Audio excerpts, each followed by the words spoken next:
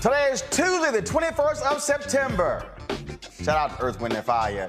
Here's what's coming up on Roland Martin Unfiltered, streaming live on the Black Star Network. The U.S. Department of Homeland Security launches an investigation into how the U.S. Border Patrol is handling Haitian migrants in Texas, specifically the use of horses and whips. We'll be joined by a black immigration organization to discuss this. Also, Vice President Kamala Harris reacts to those shameful videos and photos. Also in Texas, a black principal accused of promoting critical race theory, a lie, may lose his job. Last night's school board meeting got heated and some folks were thrown out. We'll talk with the leader of the activist organization that was booted from the meeting.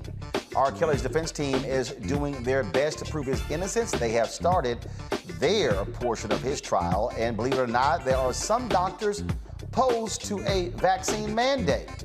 In our crazy white people segment, a mother interrupts the school board meeting about COVID to talk about sex. Another crazy-ass white woman goes to school in blackface to embody Rosa Parks. No, boo. No. And one of the members of the group that paddled the bell, Sarah Dash, she has passed away. We'll discuss all of that and more. It's time to bring the funk on Roland Martin Unfiltered, streaming live on the Black Star Network. Let's go. He's got it. Whatever the biz, he's on it. Whatever it is, he's got the scoop, the fact, the find. And when it breaks, he's right on time and it's rolling. Best believe he's knowing. Putting it down from sports to news to politics. With entertainment just for kicks, he's rolling. It's on go, roll, y'all. It's Roland Martin, yeah. Rolling with Roland now.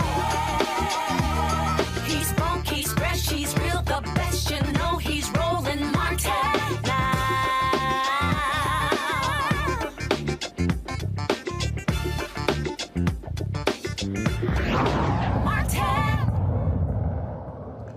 The Biden administration is launching an investigation after footage showing Haitian migrants being mistreated in Del Rio, Texas. Earlier today, Vice President Kamala Harris expressed her disgust at seeing Haitians chased by Border Patrol officers on horses and beaten with whips. Do you have any reaction to the Border Patrol agents using horse reins to rein in Haitian migrants down at the southern border? What I saw depicted about those individuals on horseback treating human beings the way they were is horrible. And I fully support what is happening right now, which is a thorough investigation into exactly what is going on there. But human beings should never be treated that way. And I'm deeply troubled about it, and I'll also be talking with Secretary Mayorkas today about it. And just as your role as, stemming migration from Central America, are you also going to be looking into, looking at migration issues in Haiti as well? Well, listen, the whole point is that we have to understand Haiti. I mean, talk about a country that has just experienced so much tragedy that has been about natural disasters, the head of state assassinated, and we really have to do a lot more to recognize that as a member of the Western Hemisphere, we've got to support some very basic needs that the people of Haiti have to get back up and to do what folks naturally want to do, be it them from Haiti or in the countries in Central America. People want to stay home. They don't want to leave home. But they leave when they cannot satisfy their basic needs. So, yes, this is a concern. Thank you all so very much. Thank you. Want to shout out Tim Perry, who posted that video on his Twitter feed, Tim Perry with CBS. Now, Texas Governor Greg Abbott says the Biden administration is cracking down on illegal immigrants and promises that any individuals caught will be arrested. No shock here. In jailing anybody who comes across the border illegally and trespasses on private property or on public land. And so it's not the Biden administration catch and release policy. It's the arrest and jail policy, sending a message to these folks and anybody thinking about coming. More than 6,000 Haitians and other migrants have been removed from an encampment in Del Rio, Texas. This has been going on for quite some time. You've had Republicans and others who have been criticizing the Biden administration for what has been taking place on the Texas border since his presidency began. In addition to this, the NAACP Legal Defense Fund, they are actually calling for a halt to the deportation of Haitians and also to provide support and resources needed to create humane conditions in Haitian migrant camps in Texas. In fact, I'm going to read their full statement. Just give me 1 second. I'm going to pull it up for you. There's been lots of attention, obviously, paid to this story really since the video and the photos dropped showing the shameful conditions and showing the mistreatment. We read a particular statement yesterday from the Department of Homeland Security about their investigation. LDF says over the last few days, Haitian migrants near the southern border of Texas have faced heightened and shocking abuse from U.S. Border Patrol agents while attempting to seek asylum in the United States. Photos show agents on horses chasing and whipping Haitian migrants. In addition, the Biden administration has started deporting the migrants to Haiti, a country facing serious political and humanitarian crises. This government action occurring under the purview of Public Health Ordinance Title 42, which was first adopted during the COVID-19 pandemic by former President Trump, allows for the rapid expulsion of migrants without granting them an opportunity to apply for asylum. President Biden has continued to enforce the order despite pushback from civil rights groups and Haitian American community organizations. In response to the migrant crisis, NAACP Legal Defense and Education Fund President and Director Counsel Sherlyn Ifill issued this following statement: the ongoing treatment of Haitian migrants by agents of the United States government, as seen most dramatically this week in photos of brutality at the border and the mass deportations of desperate Haitians, must be addressed directly and quickly by this administration. Haitian migrants who arrive in our country seeking safety and security are fleeing a country ravaged by a devastating earthquake and violence following the assassination of the country's leader this summer. They deserve to be treated with humanity and compassion. LDF is calling on the Biden administration to halt deportations of Haitians and to provide the support and resources needed to create humane conditions in Haitian migrant camps in Texas. In addition, any agent of the U.S. government engaged in the brutality we saw yesterday, perpetrated by officials on horseback menacing and corralling black migrants, must be immediately suspended and their conduct investigated. This includes investigating the orders and policies that resulted in such conduct. When the Trump administration removed temporary protected status for Haitian immigrants, LDF challenged the now rescinded decision in court, arguing that the Department of Homeland Security intended to discriminate against Haitian immigrants living in the United States because of their race and national origin. Now, the Biden administration is using Title 42 as a mechanism to facilitate the rapid deportation of migrants at the U.S. border to Haiti. Let's be clear, Title 42 deportations are illegal and a violation of human rights. In 1985, LDF founder and Supreme Court Justice Thurgood Marshall condemned this country's unwillingness to welcome Haitian migrants in his groundbreaking dissent in Jean versus Nelson. He called for equal protection to apply to Haitian immigrants and highlighted the United States' frequent use of policy to discriminate against black immigrants. This repetition of an enduring historical wrong must end. We urge President Biden to cease all Title 42 expulsions, take the necessary steps to ensure safe passage for all asylum seekers, and bring this horrific violation of civil rights to an end. Now, we have been, of course, reaching out to the administration for the third consecutive day. I have asked the Biden administration to make someone available to come on this show to specifically talk about what is going on there. They have not made anyone available. We also have been reaching out to members of the Congressional Black Caucus to talk about this as well. I have been unable to lock one of them in to get them on this show to talk about this. Now, also, the Haitian government has made it clear that they want a meeting with the State Department. Yesterday, the Haitian ambassador to the United States requested that particular meeting with the State Department, wanting them to know exactly what is going to be done. And so there was a call that took place today with regards to that. This is the letter that was sent by the, just give me 1 second. I'm going to download this. Just give me a second.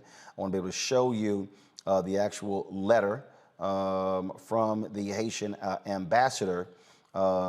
Let's see here. I think we have it right here. Okay, folks. This is the letter right here from the ambassador of Haiti to the Secretary of State.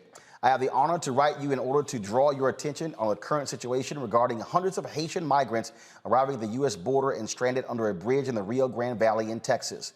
While my government appreciates the efforts of the United States administration to extend the temporary protected status to Haitian citizens and suspending the F-1 visa rules for Haitian students currently studying in the United States, I wish to express my grave concerns regarding the living conditions as I want to ensure that our nationals are treated with dignity and in accordance with the rule of law. For decades, the government of Haiti has worked with DHS on immigration and border security issues and is eager to continue this long-standing cooperation. Therefore, on behalf of the Haitian government, I would request your assistance in ensuring that all Haitian nationals arriving at the border are afforded care and expedited legal process. I respectfully request a meeting with you in order to discuss this issue and other matters of mutual interest. I avail myself of this opportunity to renew to you, Mr. Secretary, the assurances of my highest consideration. Today, folks, there was a particular meeting with Secretary of State Blinken as well as the Haitian Prime Minister Ariel Henry. This is what the spokesperson, Ned Price, had to say today. Secretary of State Anthony J. Blinken spoke with the Haitian Prime Minister Ariel Henry about cooperating to repatriate Haitian migrants on the southern border of the United States. They noted that the United States and Haiti share a mutual concern for the safety of Haitian citizens and discussed the dangers of irregular migration, which puts individuals at great risk and often requires migrants and their families to incur crippling debt. Secretary Blinken shared his appreciation to the government of Haiti for assisting to repatriate Haitian citizens safely and expeditiously. The two also discussed a Haitian-led process to chart a path to free and fair elections. The secretary noted that it is crucial that Haiti's government Political parties, civil society, diaspora, and private sector lead this process and work together in the interest of the Haitian people. Secretary Blinken also noted that the Haitian people deserve a full investigation into the assassination of President Moïse and justice for this heinous crime. We have continued again to cover this and to sort of go deeper into this. And as I said on yesterday's show, what we have to understand is that what you're seeing on the southern border is very simple, and that is what we're seeing here is all about U.S. policy on how Haitians have been treated in this country for the last 40 plus years.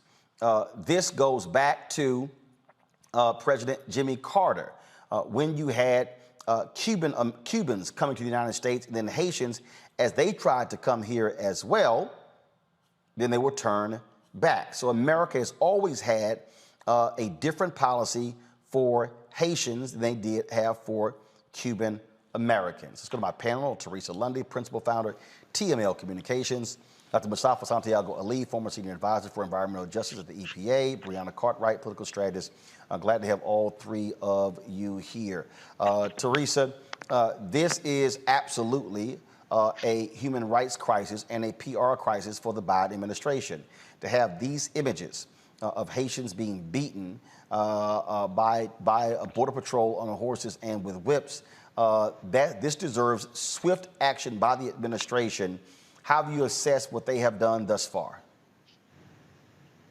Well, I think the first assessment is, and honestly, through the pictures and the videos that have been coming out today, it's not fundamentally sure that it is actually, very interesting, some visuals. But again, I'm not inside the White House, so I'm not sure. I think the position is, they're absolutely sure that these folks are being whipped. But I mean, if we are looking at, some of the images and video, it looks like they are trying to rally the horses versus the people, in my opinion. Mustafa. I mean, this is amazingly egregious behavior that's going on. President Biden, at the beginning of his administration, you remember, he talked about if any federal employee did any type of egregious behavior, that he would fire them right away. So I understand that there has to be an investigation and you got to go through a process. I know how all that works, but you got to send a very clear message. The individuals who are a part of this right now, they should not be allowed to continue in their jobs. They should be put on administrative leave to make sure that this type of behavior. And trust me, I've spent enough time on the border and I spent enough time in Haiti to understand some of these dynamics that are going on. I understand how difficult it is for many of these border agents, the stress that they're under, but you also can't treat people in these inhumane ways. It is so reminiscent of things that we've seen in the past in the history of the United States, of how they've used horses, how they've used individuals who are with law enforcement to gather up, to dehumanize people of color. The administration also has got to get their immigration policy together. They can make sure that they're better utilizing the temporary protective status that you can give, especially when there are these things that are happening in other countries, these devastating things, whether it's earthquakes or hurricanes or whatever it might be. If you've been to Haiti, you'd see how the infrastructure has crumbled, how people don't even have clean water to drink in many locations across the country, where people are literally walking in human waste and all these other dynamics that are going on. So, of course, people are going to try to get to a place where they feel that they might actually be able to have justice and where they might actually be able to live the life that a human is supposed to be able to experience. So they got to do better. The processing, they can get their processing right. This is not a huge amount of people. It is a lot of people underneath of a bridge. But our immigration system is supposed to be able to handle these influxes of individuals in a judicial way. And I have not yet seen a judicial process playing out in relationship to our Haitian brothers and sisters. The thing here that really jumps out at me on this, to be frank, Brianna, is that, again, we have to address the separate policy. We have to address, and someone has to actually answer. And the reason I keep asking the Biden administration to send somebody has to give me an answer. How does the United States willingly accept Afghan refugees, but say we're going to send Haitian migrants back? Why does the United States willingly accept Cubans migrants and send Haitians back? I need an answer. And what I've heard, and again, this has been American policy from Jimmy Carter, Democrat, to Ronald Reagan, Republican, to George H.W. Bush, Republican, to Bill Clinton, Democrat, to George W. Bush, Republican, to Barack Obama, Democrat, to Donald Trump, Republican, to now Joe Biden, Democrat. So this is not a Democrat or Republican thing. This is the question that has to be answered. Yeah, so I totally agree. And I think that as neighbors of Haiti being the neighbor of the most democratic country on earth, supposedly, Haiti deserves to be treated better by America. And you're absolutely right. It's not about Republican versus Democrat. And frankly, this is, not a border issue either. It's a humanitarian crisis.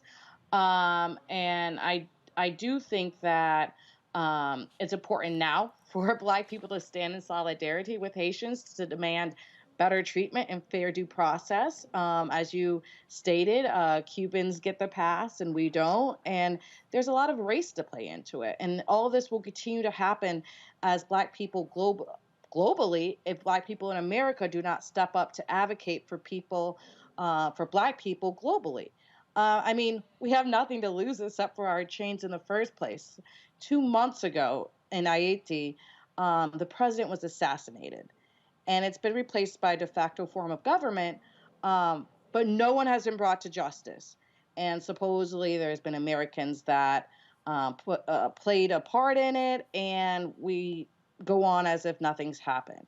This past Wednesday, Biden administration deported 86 Haitians back to Haiti. And of course, that one was by the plane. But it's just awful because there's people who've never got their fair justice, the due process, right? The court that Mustafa was saying, there's no process. They're not offering them legal protections. They're not offering an opportunity to file for asylum. And they're just sending a plane full of families back to Haiti under Title 42. But this is unfair because, as you've stated, it's not being done to other countries, and that there should be something put in place for a fair due process for them to receive shelter.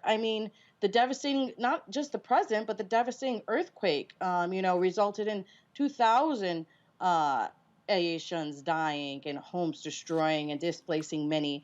And we're neighbors.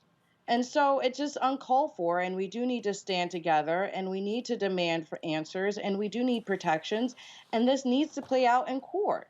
This is not right. Well, but also what I'm trying to understand, and again, the Biden administration has to answer this question, and this is a problem. 5 days ago, a Black federal judge here in D.C., Judge Emmett Sullivan, go to my computer, please.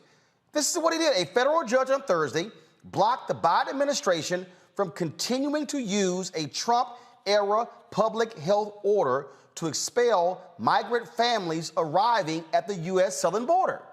In a 58-page ruling, the U.S. District Judge Emmett Sullivan found that the Title 42 policy does not authorize the expulsion of migrants and, in turn, does not allow for those removed to be denied the opportunity to seek asylum in the U.S. The judge's order will go into effect in 14 days. So here's the thing, Teresa. I need to understand why, where are members of Congress? Where are U.S. senators saying to President Joe Biden, sure, this federal judge's order goes into effect in 14 days. So why aren't you doing the right thing by stopping it now? They literally are expelling Haitian migrants under Title 42, even though a Black federal judge ruled 5 days ago that they cannot do this.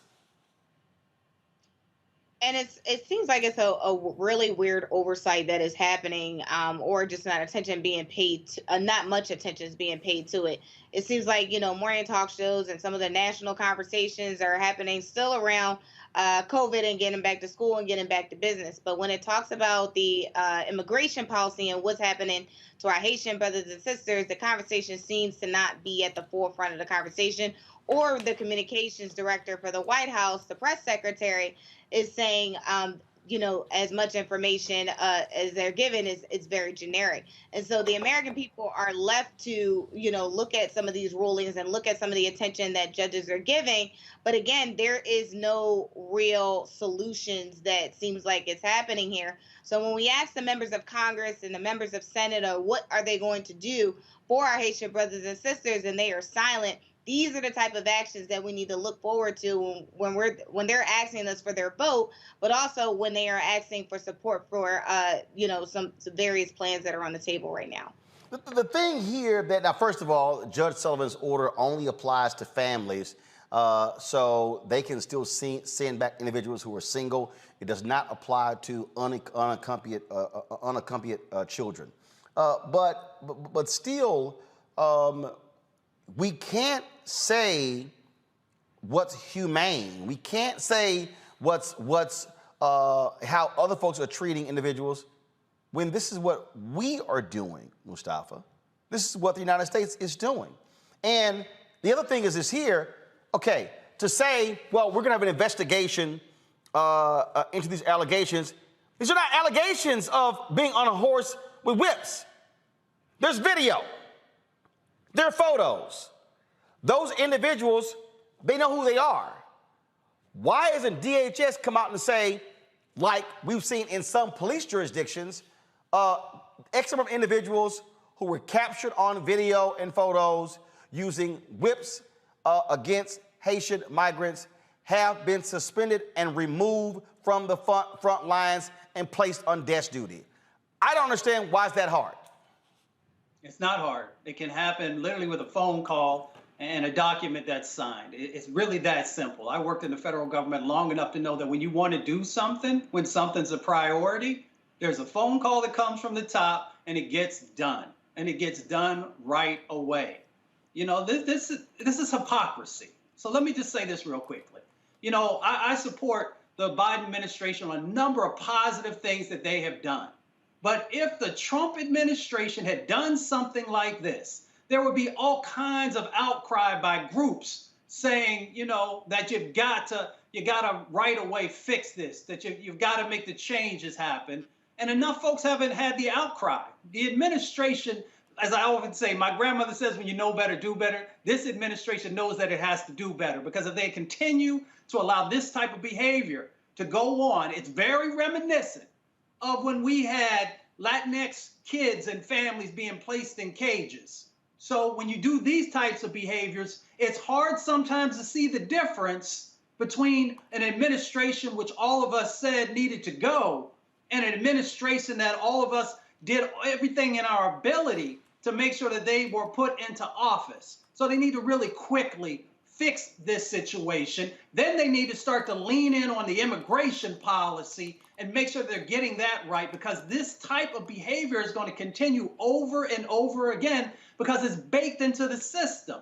We know that Haitian immigrants, African immigrants, and a number of others who come from the diaspora have never gotten justice. I would ask everyone to go and look at the immigration numbers over the last 40 or 50 years and see where the majority of people come from who make it into our country. And it's usually the people that folks see value in. You get certain visas if you can work in the technology area. But when it comes to folks who are trying to get some footing underneath of themselves, the numbers get real sparse real quick. And if you look at the hue of the people, the skin color of those individuals, they usually are black folks.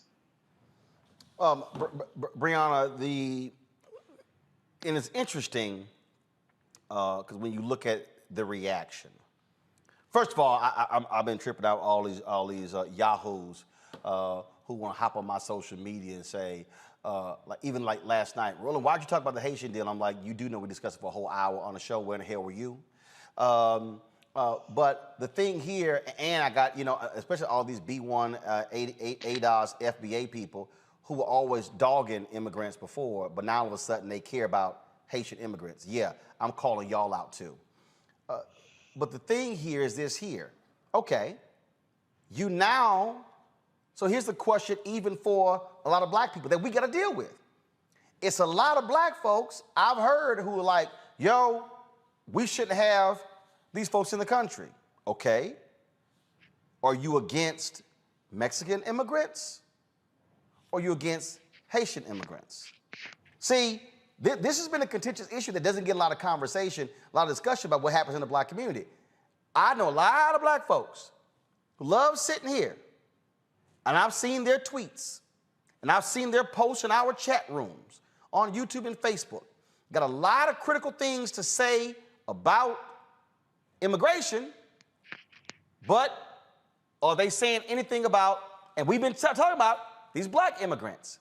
See, when the people who were yelling about no immigrants, I kept saying there are black immigrants from Bermuda, from Haiti, from Jamaica, from Africa, and but all of a sudden I got some of these same black folks, and I see it in their Twitter bios. Yeah, B1, FBA, ADOS. Y'all was sitting here dogging, all rolling. You ain't really ADOS because your paternal ancestors migrated from Haiti. Oh, but now y'all care. See, now y'all see what we were talking about. That immigration is not just a Mexican Latino thing.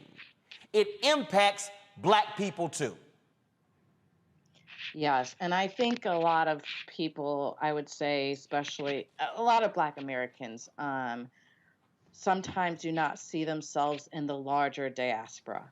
At the end of the day, we are Black. Some say African Americans. We all derive from Africa, and we just got dropped off in different parts of the boat.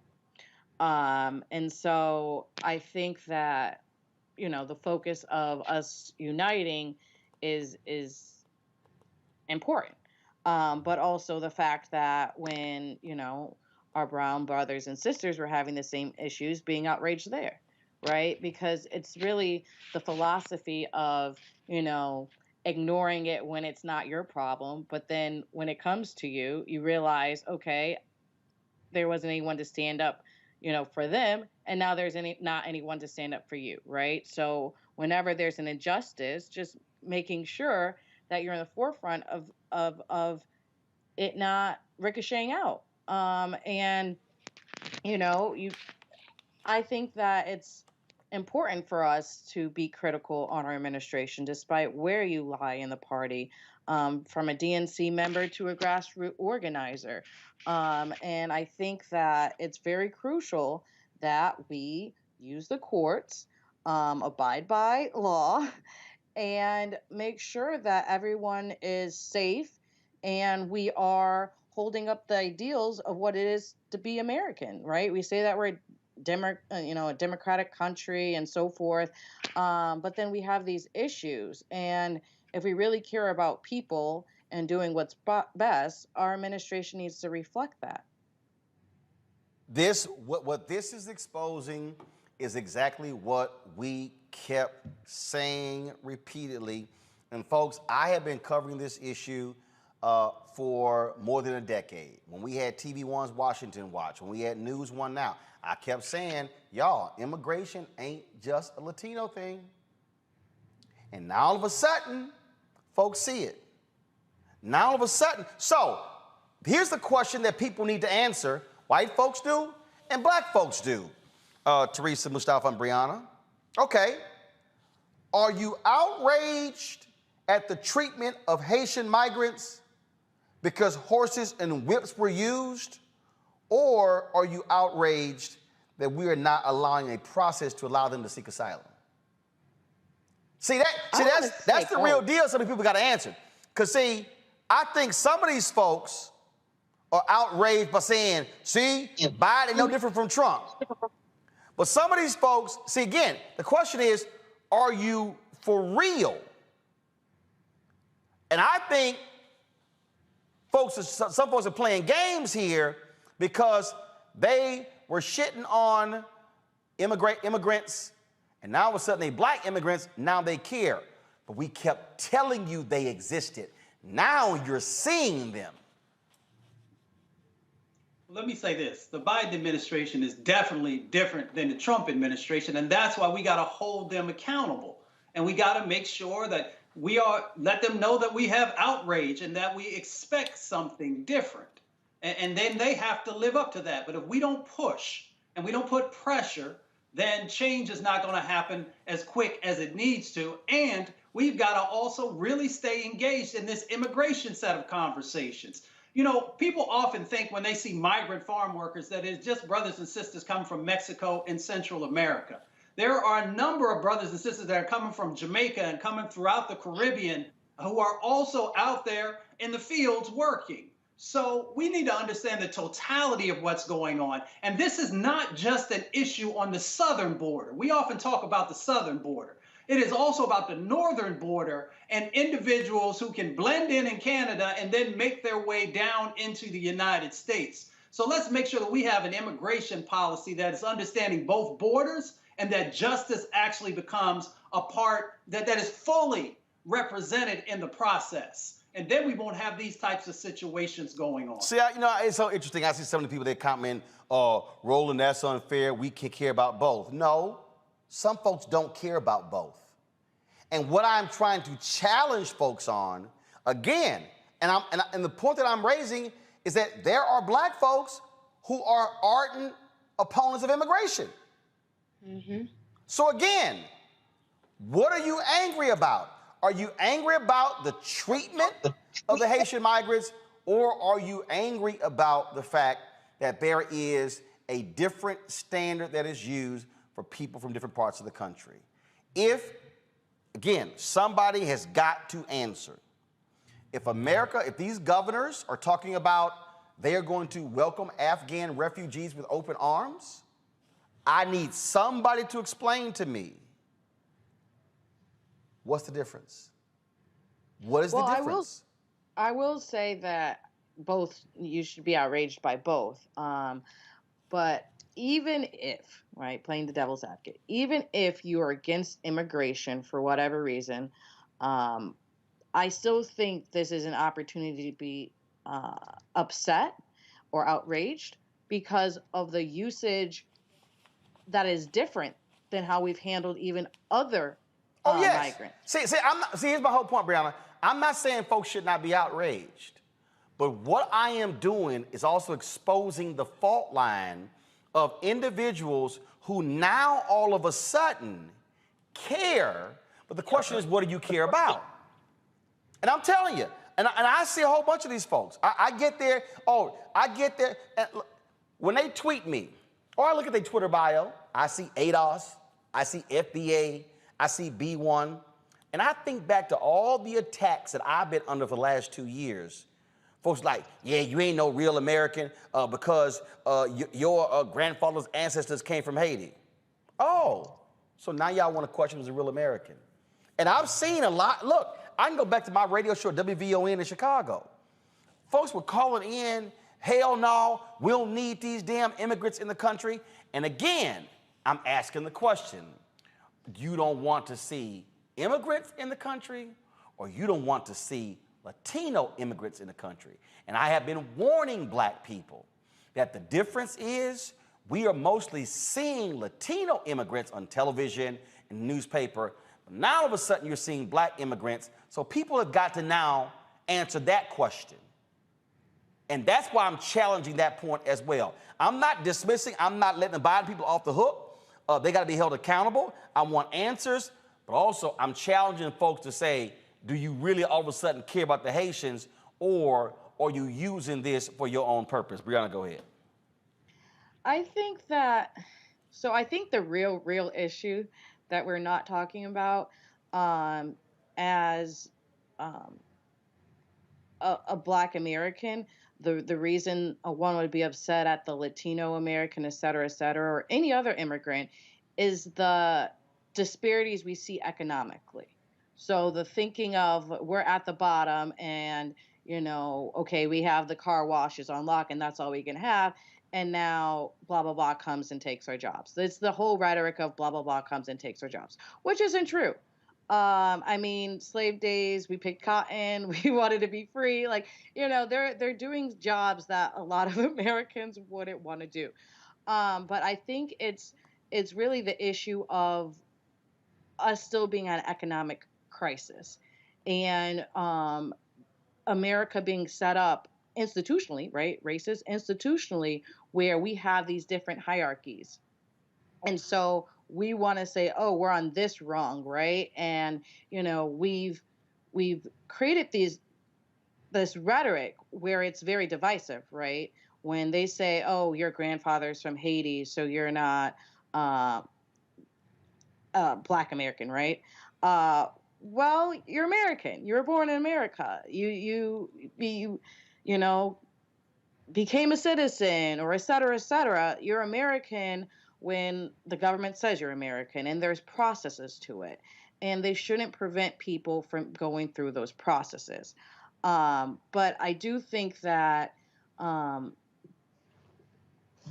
it depends on where in the country you fall, right? In Florida, I think many people are aware of Black immigrants from Jamaica, from Bahamas. There's that different dynamics versus in Texas, where you see the Latin American migrants. And then, as Mustafa said, if you come from Michigan, you realize that there's poor border control when it comes from Canada, right? Mm-hmm. So why do you have issues coming to the waterways from Florida to some of these places, but you don't see the same in Detroit going to Canada?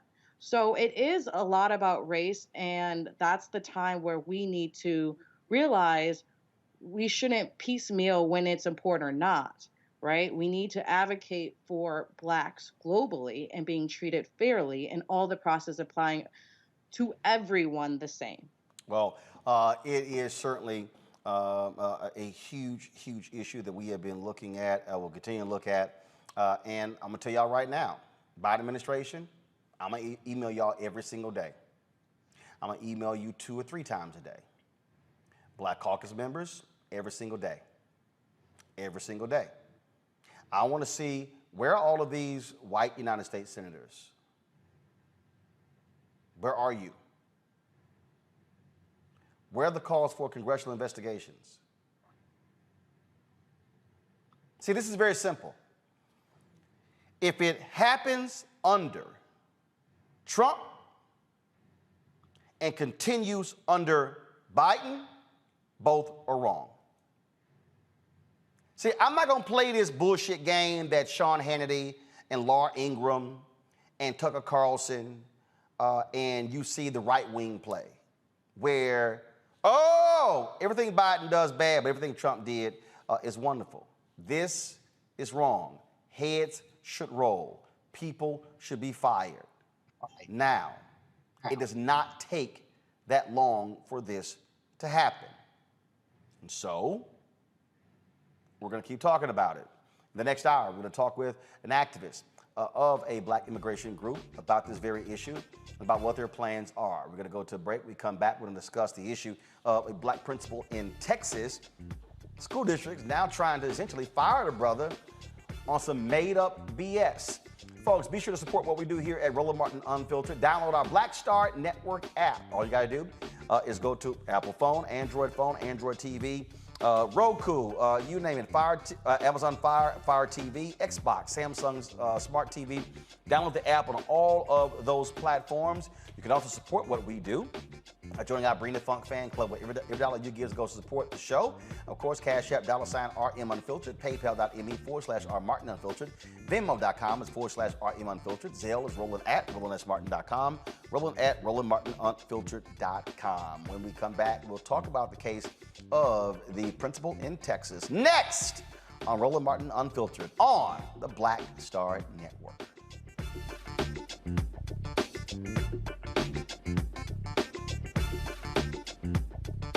I believe that people our age have lost the ability to focus the discipline on the art of organizing. The challenges, there's so many of them and they're complex.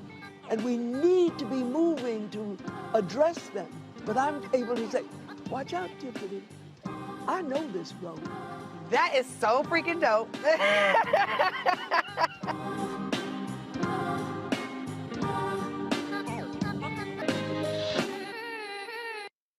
Time to be smart.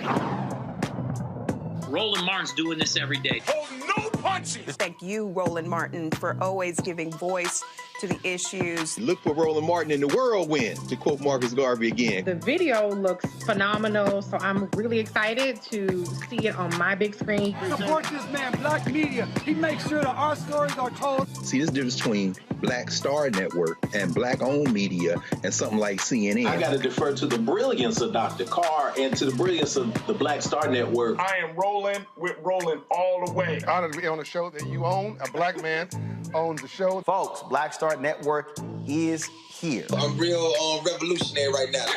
Roland was amazing on there. Stay black. I love y'all. I can't commend you enough about this platform that you've created for us to be able to share who we are, what we're doing in the world, and the impact that we're having. Let's be smart. Bring your eyeballs home. You can't be Black-owned media and be scared. You dig?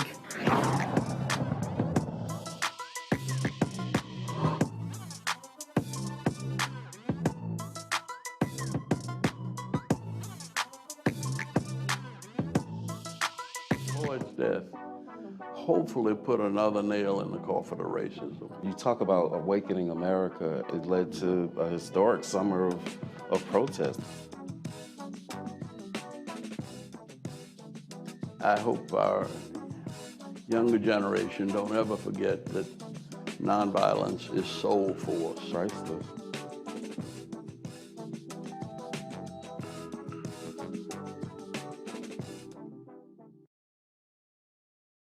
Hey, I'm Donnie Simpson. What's up? I'm Lance Gross, and you're watching Roland Martin Unfiltered.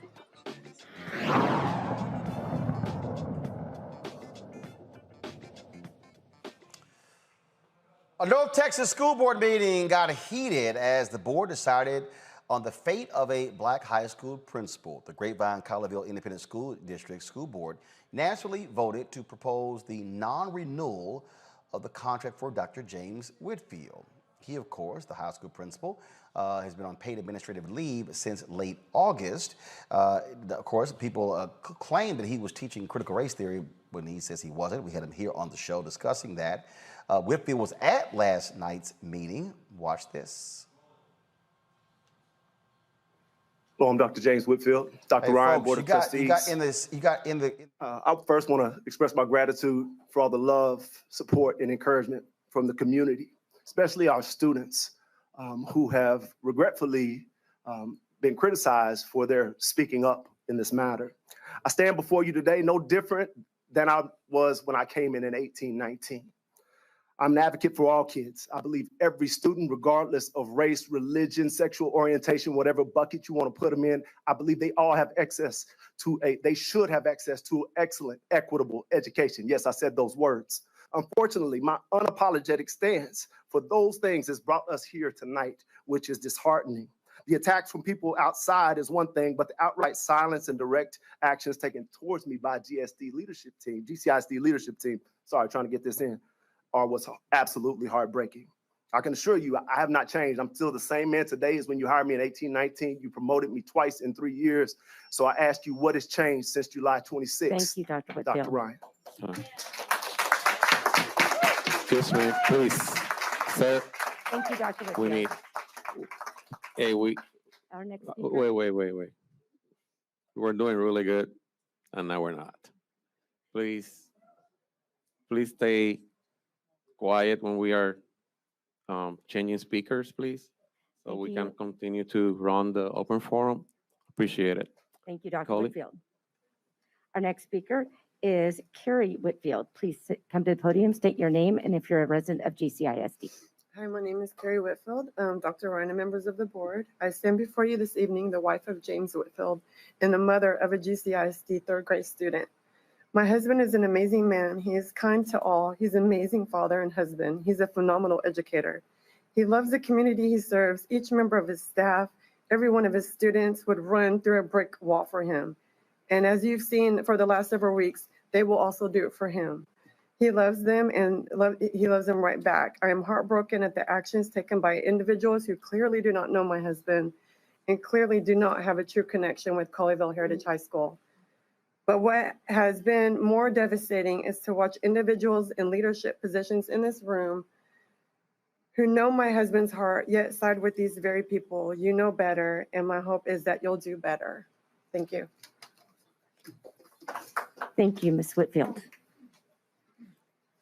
Our 21st speaker. Now, that was Principal Whitfield and his wife. Now, the district said the decision has nothing to do with allegations he was teaching critical race theory or his wife's social media photos that officials found questionable. Now, last night, dozens of students and activists showed up to support Whitfield, and some were kicked out of the meeting. Guys out. So you can go down and pull all these people out. But you can pull ours out. I know. They pulled out the black man, but they're going to let all these other people that got all these other screen print shirts stay in there. Kristen. Discrimination. This is First Amendment rights, and this is a corporation. The message that we are trying to get across is inclusion. This is not anything about separation, nothing about segregation. This district is showing itself today. And they showed us as we walked up here. They don't like us, but we're here to stay, baby. Where's Kristen? I don't know. Okay, because you have to get your directive from her, correct? She is. She ran away. She ran away, and I don't understand why. If they can't tell us why we can't wear these shirts without telling us that it is because it is a black organization. Just relax just a second. Don't tell me to relax. Okay. First off, I'm Alex Smith. I'm the director of the security and the school security here in the emergency management. Okay. So the decorum rules that were set forth. Okay. Have you received those? No, I received them. It's an unofficial document, but okay. Okay, so you have received the decorum rules. The unofficial document, yes. This is the decorum rules. The unofficial document. That does not specify what A you date. consider signage. It does not. It does not specify anything about You signage. cannot disrupt the meeting that's going on right in there right now. But we can't go in. I don't believe we're in. We're not. We didn't disrupt it. Print shirts. This is not signage. This is a company logo. The disruption did. The disruption did. This is a company logo. What attorney? Kristen? We don't know because he ain't talked to no attorney. So then tell us the distinction between signage. If you can tell us, because it doesn't say it on there. Definition of signage. Apparel as signage is what So what is that definition? Okay, so your name tag, that's signage, right? Right, you can't go in there. I'm not going to argue that difference. You can't go in there. You're not sure. So then pull every picture out. Pull everything out. Anything that has writing on it, clear signage. Don't get it. Discussions. Makes no sense.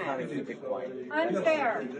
It was very quiet before we were forced to be moved out of the building. Ain't nobody. There were no we hadn't issues. caused no problems. We hadn't said nothing to nobody. We hadn't made any noise. We weren't even going to go in there. We were going to let our director of security go in there and stay in there. That's what we wanted. That's what we wanted. We didn't all want to go in. Okay, now I'm confused. Joining me now from Dallas, Texas is Dominique Alexander, president of Next Generation Action Network. Dominique, so they determined that there cannot be signage, so they concluded that a T-shirt with the organization's name was signage. So by that, if NAACP members showed up, they would say, oh, you have signage, so therefore you can't go to the meeting. Their policy was so contradictory, and one of the things that we had our organization's attorneys there, and what ended up happening is because that man said that on that video, they end up having to go in there and go get people who had even the school district shirts on and tell them they had to leave, right? And I said, okay, clearly your policy was not intended to disparage against someone wearing an organization, or was it for somebody that is wearing a T-shirt that says something, right? And yet they referenced the last meeting where some right-wing supporters wore a T-shirt. Well, these right-wing supporters was wearing shirts talking about CRT. That has nothing to do with a organizational logo, in which caused so much confusion. But clearly, the policy was left to their own interpretation. All right, so here's where it's still confusing. Why in the hell they're not going to renew his contract? So if it has nothing to do, I love this. Well, because he talked about, he did interviews after the fact. Yeah, after asked her to do was put administrative leave. They still won't answer why he was put on administrative leave. And when we submitted the letter asking them about the reason why he was terminated, they put the same reply. But I'm gonna tell you, Roland, last night hearing the lady say the reason to the board was so hard to keep your composure, right? Because it was so much loaded mess to where they lied on so many different things.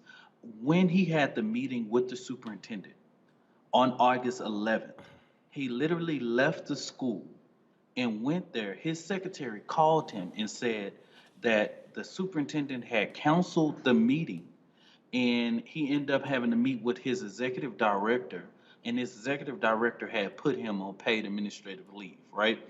Last night meeting, they said that he had the meeting with the superintendent. And yet one of the board members say, okay, did he have the meeting or not? Because I'm hearing that he didn't have the meeting. So, you know, clearly they literally cave to these racist supremacists.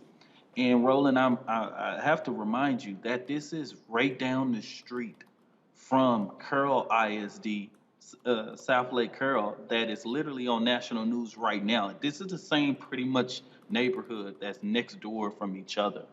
So this is a real growing issue. Well, first of all, I know the area very well. It is there. So, you ain't got to remind me. I know. And exactly also what kind of school district this is, the income of that school district, and the racial makeup of that particular school district. And what we are seeing is we're seeing these right-wing MAGA fanatics all across America who are attacking school boards, school districts, administration, and staff because they are falling for the okie doke on this made-up BS dealing with critical race theory. That's what we're dealing with. Correct. And one of the things I want to note, Roland, and shout out to you continuing to give this platform. A couple of years ago, you had me on the show talking about when a guy asked for my removal from a chief of police interview panel. And I said something at the end of the interview that ended up becoming on the New York Times. And it said that I would never ask for permission for the oppressor to liberate my people. And what prompted them to say something to NGA members about the shirt is that I put that quote on the back of the shirt or whatever and stuff like that. And that quote was originally said on Roland Martin Unfiltered. And that's what triggered them to say, and basically like, oh, they gotta go. They gotta move that shirt and different things of that nature. But just like you said, critical race theory is some made up term that, quite frankly, Roland, you asked me 7 months ago, I wouldn't even know what you was talking about. Well, it shows you what's going on here. Unfortunately, this brother is left in a lurch. We had him here on the show. It was a trip when he was on here saying that he had some of these white people saying he hates white people, and he said, my wife is white and my mama is white. The dude is biracial. Well, at the end of the day, let's speak truth to power, right? Historically, a white man has never wanted to see a black man kissing another white woman like that. You know what I mean? And clearly, they posted this picture of him kissing his white wife continuously on social media as if it was a problem, right? And yet at the end of the day, we are dealing with racist bigots that this school district has failed to stand up on. And I want people to understand with this critical race theory situation, out of all 7 cases that we've had to respond, because we've had to go all across the state of Texas to respond and defend black professionals because of this. Majority of them, all of them that we have responded to are either principal level or central staff. The last case was Mansfield, a director of diversity of inclusion. They are literally going from school district, funded by a private foundation to create this mess, to create this discord in our school districts. And we need people to be vigilant. We need people to be involved in their local school board to protect your children, to protect their future. Because right now, our American school systems are really under attack. And shout out to Dr. Whitfield's students Because if that man didn't say anything last night at that school board meeting, the words of his children showed the impact that he has on those kids. And no one else had to say anything but those children because they spoke powerfully. Well, actually, it's a lot of folks were there standing up for him, and so it certainly was great to see as well. Dominique Alexander, we appreciate it. We'll see what happens next with the story. Thank you, man. Thanks a lot. Let's go back to my panel here. This is the thing that, again, we're going to see more of this. What we are seeing these right-wing, white conservative fanatics who have been following Donald Trump, who follow the Heritage Foundation, who follow the Fox News, who follow these right-wing folks. Mustafa, what we were seeing how nuts, how crazy they are, and what happens when they begin to attack people, and that's exactly what all this critical race theory BS is all about. I mean, yes, but we got to also understand that they create these chaotic situations with intentionality. Yep. You know, this is a systemic set of actions because, you know, they understand that when they create chaos, then they can continue to chip away at democracy. They can continue to chip away at humanity inside of our country. And then they utilize that. It's fuel for some folks to begin to coalesce around this type of foolishness. So we should understand that these are not just random acts. There is a system that's in place that is driving this. And there is an agenda that is a part of that. And it is about retaking power or perceived power and also being able to utilize this sets of energy to begin to take over county commissions and state houses and then, of course, Congress. And hopefully many of them are thinking that they will also then be able to regain the presidency by doing these types of things. So we should be very clear of what's going on. The other part that's really interesting is also that this board unanimously took this job away from Dr. Whitfield. Think about that for a second, that no one had the courage to actually stand up and to speak out against these injustices that were happening to this man. I hope that Dr. Whitfield utilizes the full legal set of steps to be able to get some form of justice. Where they messed up is that they're hurting the kids, but they don't care about children. We see that play out time and time again in a number of actions. So I hope he utilizes, the fullness of the legal system. Brianna, people better get ready. I'm telling you, the real deal here, they want to attack black people in power. They want to attack anything that says diversity, that says inclusion. That's all this is. And people better get ready. This is going to be the norm. Yeah, so it's interesting to hear Mustafa and some others say that, I know the previous said that they would have heard of it if it weren't for these right wings people. I went to undergrad at Occidental College, which was the original home of Barack Obama, who became president in 2008. And since 2008, we actually had a major at Oxy called Critical Theory and Social Justice.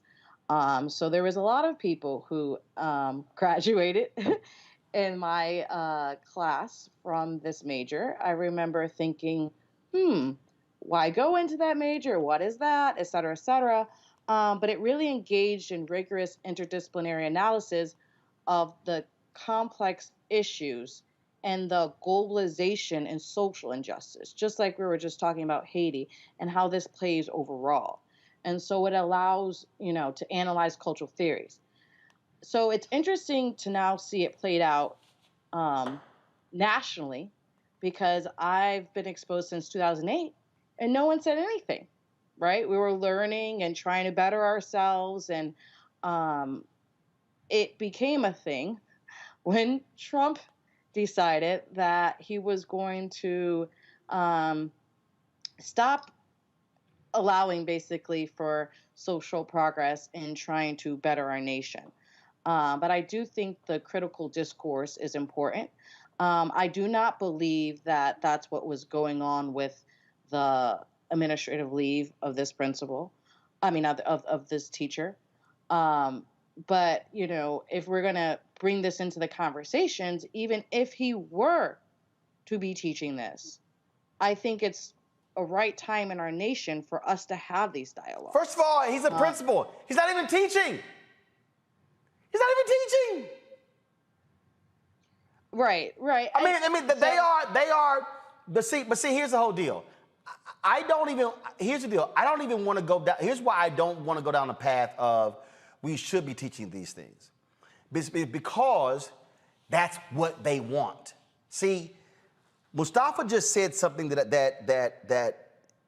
we have to be very mindful of when it comes to the right. When he says they're intentional. When Dominique talked about how it's being traced. See, what they want, they love if we or mainstream media or other people are talking about critical race theory, because that now reinforces their narrative that that's what the whole mission always was. No, what we got to say is, nope, y'all a bunch of cranks and y'all full of it. Nope, and you're liars. Because this is what, when the dude, Christopher Rufo, when he went on Joy Ann Reid's show, okay, people were like, man, Joy, kill that dude. He was happy because he got the conversation into the story flow, into the program, and that is exactly what they always wanted. This is a well-funded, well-researched attack, and we just have to understand the game being played and not fall for the trap, Brianna. That's what we got to be very careful about.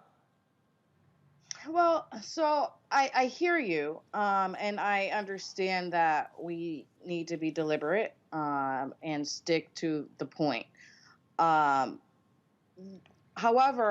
I would want to ask you back what you believe is the root cause of this administrative leave. I feel that because, you know, as you stated, the social media and so forth, that there might be race that plays a part in it. And within that, even if, I know you said let's not go down teaching it or not, but even if, you know, that's the case, the heart of the program, or the heart of critical race theory, is to actually question the inequality in systems of power, is what we are seeing play out right now, right? The fact that, you know, they don't like what this black man is saying or doing, and he's around children or students, and without giving proper, you know, explanations why it's a violation or putting them on admin leave, they just do it because they have the power to do it. And so I think within itself, we do have to point out that there is a huge chance that race plays a part in why this happened. Oh, first of all, there's no other explanation here. I mean, when the fact that the district, Teresa, can't actually say what it is, we've asked Whitfield, he said they actually can't articulate it to him. He was asked to take the photos down of him and his wife. Why are they asking? Why are they asking to take the photos down of him and his wife on their Facebook page? They weren't nude photos. Oh, because the actual photo, because it's probably some white folks, oh, that's a sexual photo. What we're seeing here, and what we're, again, it's understanding all the different nuances. It's the basis of the book I'm writing called White Fear. They do not want to see any advancement of black people who are not like an Alan West or Candace Owens or Larry Elder. So what these folks are doing are attacking this brother, and then the district, they're so gutless, they don't want to be honest as to why. That's what's going on. And so you got these white students who are like, we love our principal. But then you got these other white parents who are yelling, kicking, and screaming, he gotta go, gotta go. I'm sorry. They can't actually say why. Teresa. Yeah, there's always been a divide between student learning and adult learning. I think students, and I'm a millennial myself, I've always had a hard time, even trying to articulate some of the nuanced curriculum to our parents. And so when you have the students saying, I don't understand, students are looking for facts, they're looking for answers, they're looking to be educated in order to give the parents or school officials feedback. And I think when it comes to Dr. Winfield and his situation, it is blatant racism, it's blatant discrimination. Anytime you have a principal that is allowing students to have a free space and a free thinking mind in a district that has not caught up with the times, these are the type of situations that are going to happen. Unfortunately, it's taken another toll on the school district as a whole, and the education portal, I feel like, has also disseminated in the message. The message has been lost. And so I think it is up to the education that has been given to these students by the teachers, but also authorized by the principal to figure out how to bring everybody back. But at the end of the day, the principal, what he's going through is, it seems like something internal is happening. But I do believe, Roland, as regards to your book, this is a phenomenal case study, as in white fear, what can happen, but also what solutions can happen if I think the right support system and the right advocacy and the right light is shown on these type of discriminatory practices. This is the photo that pissed them off. This photo right here. This is the photo. He said they came to him and said, "Hey, can you take that down?" Why? I mean, it's a personal page. I mean, first of all, she's not even in a bikini. He's not sitting here in swimming trunks. They're not showing skin work. But understand, understand what's going on here. And I'm telling you, I just need everybody to understand. You got to understand the game that is being played here and what they want. See, they want us talking about these discussions on their terms. And what I'm saying is, you can't talk about anything on their terms. We got to say, nah, we're going to call it exactly what it is.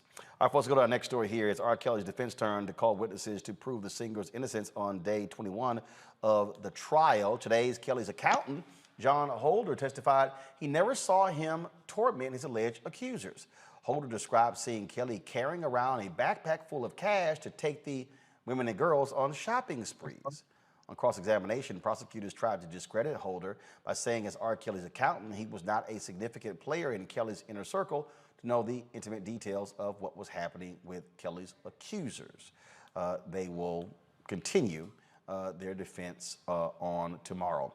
House Democrats are introducing a bill to empower the Health and Human Services Department to put eviction moratoriums in place. The bill is called the Keeping Renters Safe Act of 2021. Congresswoman Cori Bush and Senator Elizabeth Warren sponsored the bill. Congresswoman Bush says the bill will eliminate a lot of the red tape for those who need immediate help. The bill directs HHS to implement an eviction moratorium for the duration of this COVID-19 pandemic, plus 60 days. The bill would implement a moratorium that would be automatic. People wouldn't have to apply for this protection. It would cover all residential eviction filings and proceedings, with exceptions only to protect the health and safety of others. Folks, the proposed bill, HHS and the CDC would have permanent authority to impose eviction moratoriums in a public health crisis. Then again, of course, it could easily pass the House, but when you got Senators Kristen Sinema and Joe Manchin blocking anything over there, well, nothing gets done. Folks, COVID deaths have surpassed those from the 1918 flu pandemic, with more than 690,000 deaths. More Americans have died than during the deadliest pandemic in the 20th century. More than 675,000 Americans died during this 2-year Spanish flu pandemic. While there was no vaccine available for the 1918 flu, there is a COVID vaccine, and millions of eligible Americans are still unvaccinated. 55% of the United States population is fully vaccinated, and of course, you have, I think we're up to 70+% of folks who have one shot this continues to be this contentious issue, and then you have people like Florida Governor Ron DeSantis who want to make this thing worse. Check this out. DeSantis chooses as the Surgeon General for the state of Florida a black doctor named Dr. Joseph Ladapo, and guess what? The Surgeon General of Florida, who he picked, opposes mask and vaccine mandates. Anyone?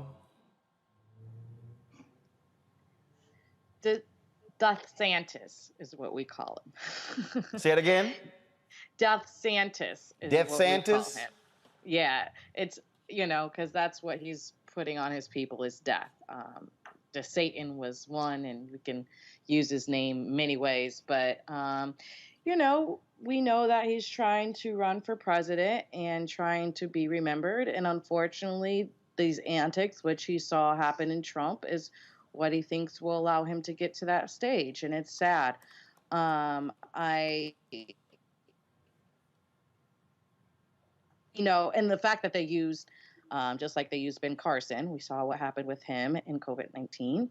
But they try to use pawns to put in place things that we know aren't scientifically correct, which puts us at harms even more. It's just atrocious.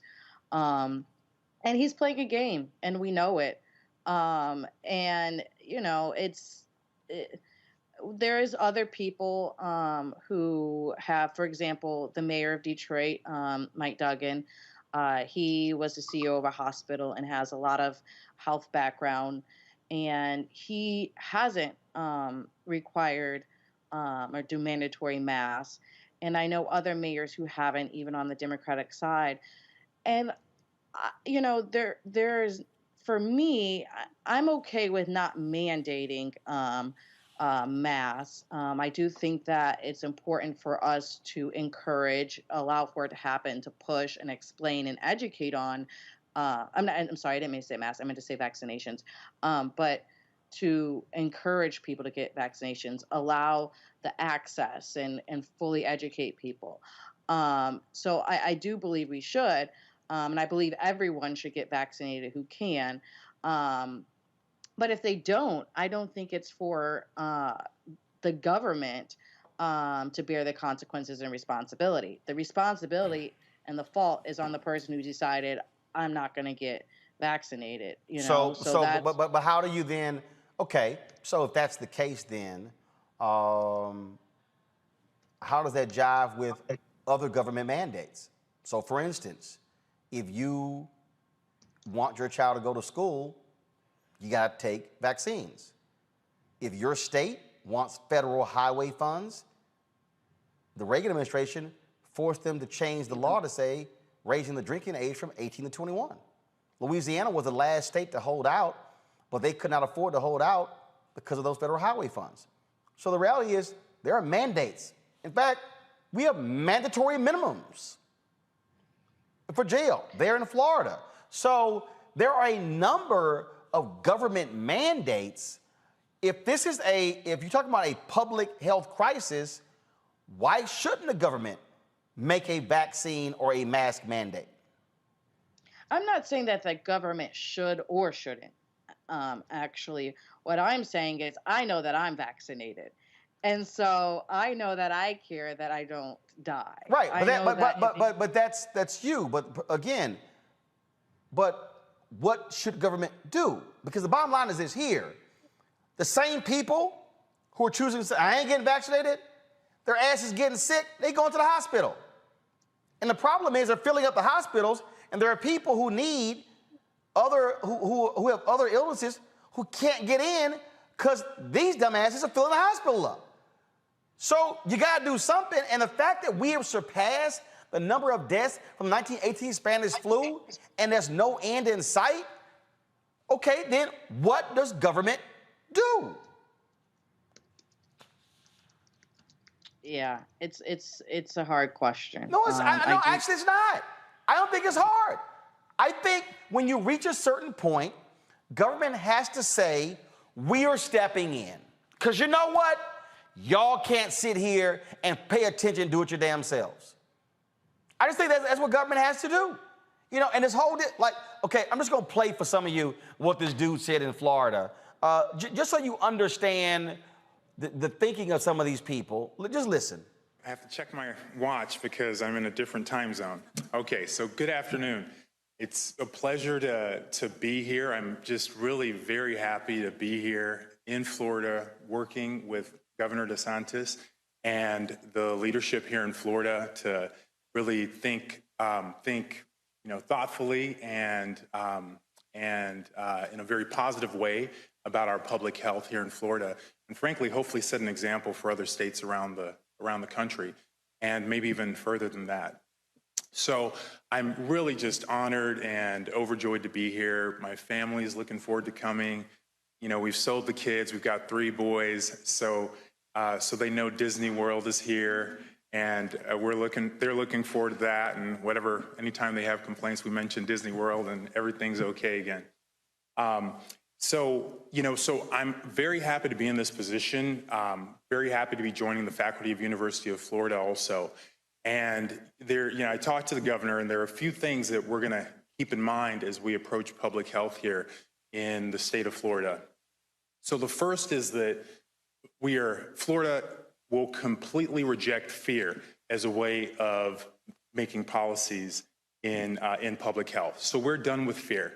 That's been something that's been unfortunately a centerpiece of health policy in the United States ever since the beginning of the pandemic, and it's over here. Expiration date, it's done. So we're compassionate. We get it. You know, there's scary things. We've seen a lot of fear from COVID over almost the past year and a half, and it's very understandable. But the way to approach that is not from a place of fear, because it doesn't lead to good decisions. And we've seen a lot of that, where the risks and benefits of decisions haven't been considered wholly or thoughtfully. So that's over here.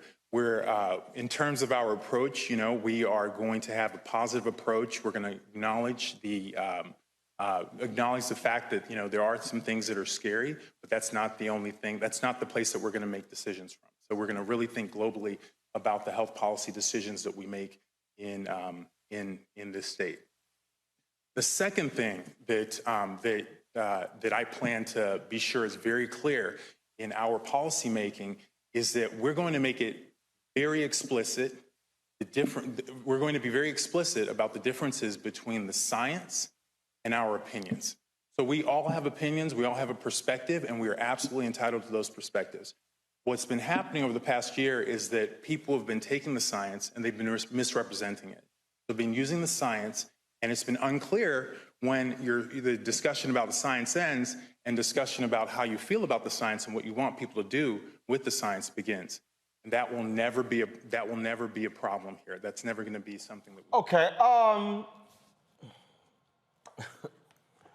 Teresa, we're going to reject the fear. That's what he said. Right below this story, go to my computer, please. This is the front page of the Miami Herald website. This is what's right below. Tuesday, Florida COVID update, 13,201 more cases added to state tally.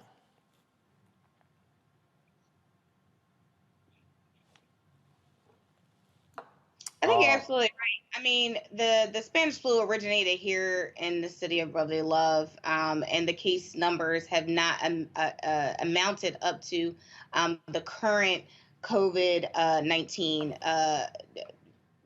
virus and also its Delta variant. And I'm sure back then didn't have the skills and capabilities that we did now. But what the difference, I believe, that still stands today is that I think people trusted the government a little bit more, and thus they allowed the thought leaders to make the necessary recommendations and allow the pandemic to cease in a time frame. But as we start to look at the ideals of today, and some of the decision makers and those who feel like they are just beyond public policy and law, and want this freedom of speech. But again, we're all interpreting and educating the law about the law and the Constitution very differently. But again, when it affects lives and when it affects families and individuals, that's when the hardship actually kicks in. And when there's no plan in sight, I think every time I've looked at the news and nationally, it has always been about the pandemic, and it's always been about the rights of our freedom, right? So we went from the business community, we went from the education, we went from kids shouldn't be wearing masks, and that masks are invasion of privacy, versus all these distractions, I like to call them, versus the actual issue, which is coronavirus is killing people. Coronavirus has proven that if you do not have the vaccination, you are a transplant and that virus getting to someone else. If you are not protecting yourself, then you are at risk of killing someone else. So these are the facts, and it's so unfortunate that we have elected officials that is choosing to misinterpret the issue of freedom of speech and freedom of, I guess just our civil liberties for their own political play, because they feel like, when they get into the White House, this is the message the American people want, but not when their family members are dying right next to them day by day. Just interesting to me, Mustafa, by these folks who, we're not going to give in to fear. I don't know about y'all, but after death, ain't nothing to fear. That's it. That's it. There's nothing left for you. There's nothing left. So, I don't know about y'all. I fear dying. I do. I ain't trying to be intubated, have a tube down my throat. I'm not trying to sit here and have lungs damn near caving in on you, but we're not going to choose fear. We're going to have a much more positive outlook on public health. Get that bullshit out of here. Mustafa, go ahead. I'm glad you said it. It's hard for me to listen to that type of foolishness. I've lost so many family members to COVID, and friends and fraternity brothers, and it's so nonsensical. I haven't heard stuff like that since I heard Ben Carson try and talk about housing policy. If you are an MD, or if you're a PhD, but we'll talk about MDs real quick. The Hippocratic Oath, one of the main aspects of that is to do no harm. How can you say the difference between opinions and science when 675,000 plus people have lost their lives in this country, and you are contributing by the misinformation that you, as one of the top representatives for the state of Florida, even though Florida continues to have these explosions of cases that are going on.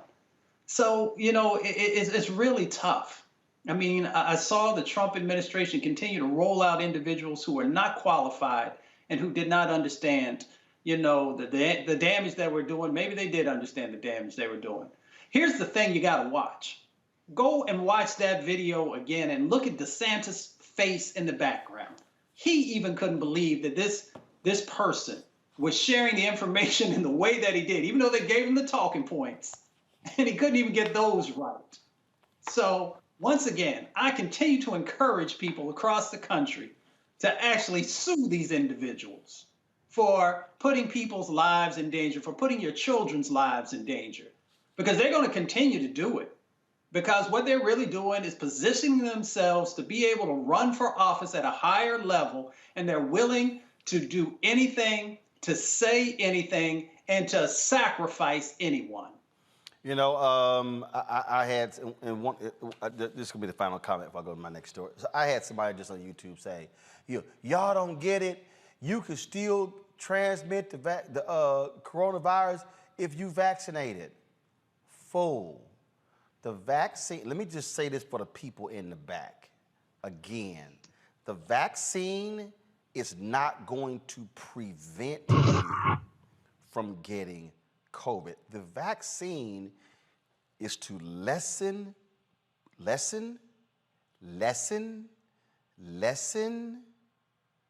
lessen, diminish, curtail, any other words I can come up with? The symptoms, which is why all you clueless ass people, 98% of those who are dying now of the Delta variant are unvaccinated. 98. 98. 2. Hold up, let me make sure I was in the picture. This is 2%. This is 98%. Which side of the scale would you like to be on? Again, you ain't got to get vaccinated. But I'm just trying to tell you, you're playing Russian roulette. And you know what? You can survive Russian roulette. But that bullet one day might come up in that chamber. And you know what? And if it does, game over. That's it. So whatever little money you got, your family gonna get. And they're gonna have to sit here and mourn you. And I can tell you, and Mustafa, he and I have talked about it, I can tell you how many people we know right now who are going, my goddamn uncle, my best friend, my fraternity brother, my sorority sister. We tried to talk to them, and they were like, no, no, no. My pastor, no, no, no. I ain't getting that vaccination. And today they're dead. So, do you? Just know what doing you comes with. All right, folks, when we come back, we're going to talk to a immigration activist about the Biden administration in Haiti and a couple of crazy-ass white people stories. One of them, this fool came to school in blackface saying that she was a modern-day Rosa Parks. Hashtag Team Whip That Ass need to show up at that Oregon school. We'll break it down next on Roland Martin Unfiltered, streaming live on the Black Star Network. White supremacy ain't just about hurting black folk. Right. We got to deal with it. It's injustice. It's wrong. I do feel like in this generation, we've got to do more around being intentional in resolving conflict. You and I haven't always agreed. Yeah. But we agree on the big piece. Yeah. Now, conflict is not about destruction. Conflict's going to happen.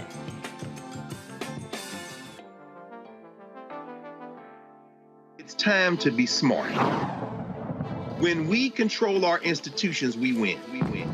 This is the most important news show on television of any racial background. Y'all put $2, $3, $4, $5, $10, $15, $20, $30 on this and keep this going. What you've done, Roland, since this crisis came out in full bloom. Anybody watching this, tell your friends, go back and look at the last 2 weeks, especially of Roland Martin Unfiltered. I mean, hell, go back and look at the last 2 days. You've had sitting United States senators today, Klobuchar and Harris. Whatever you have that you can bring to Roland Martin Unfiltered to support it, please do, because this information may literally save your life. Watch Roland Martin Unfiltered daily at 6 p.m. Eastern on YouTube, Facebook, or Periscope, or go to RolandMartinUnfiltered.com. Support the Roland Martin Unfiltered Daily Digital Show by going to RolandMartinUnfiltered.com. Our goal is to get 20,000 of our fans contributing $50 each for the whole year. You can make this possible. RolandMartinUnfiltered.com. Hi, I'm Gavin Houston. Hey, what's up, y'all? It's your boy Jacob Lattimore, and you're now watching Roland Martin right now.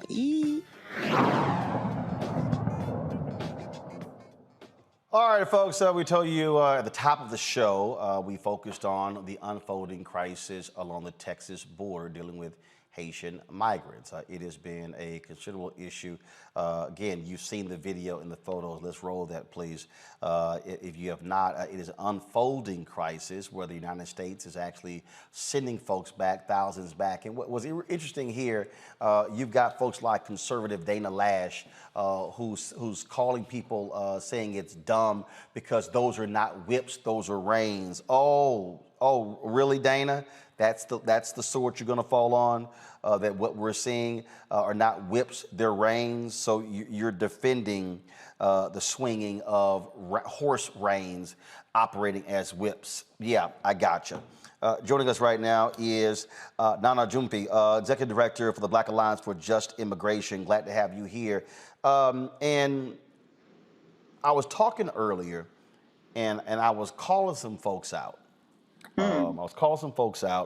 Because, you know, you got these FBA, ADOS, B1 folk, all these people, and many of them were criticizing me because my maternal grandfather's ancestors migrated from Haiti in the 1800s. You ain't really ADOS, you ain't American descendant, as if they just forgot about my mama's mama line and my daddy's mama and daddy line.